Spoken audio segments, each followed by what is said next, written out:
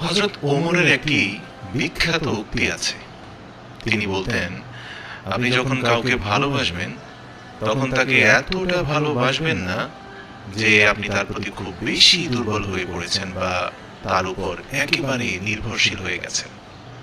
আর আপনি যদি কাউকে ঘৃণা করেন তবে তাকে এতটা ঘৃণা করবেন না যে আপনার জন্য তা ধ্বংসাত্মক হয়ে দাঁড়ায়।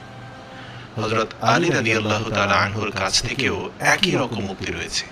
তিনি বলেছেন যে হয়তো আপনার জীবনে এমন কোনো দিন আসতে পারে যখন আপনি যাকে সবচেয়ে বেশি ভালোবাসতেন সেই আপনার শত্রু হয়ে উঠবে।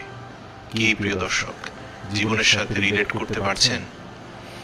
আবার এমনও হতে পারে যে আপনার চরম শত্রু একদিন হয়তো কঠিন সংকটে আপনার সবচেয়ে প্রিয় বন্ধুর ভূমিকায় আপনার সামনে এসে হাজির হবে।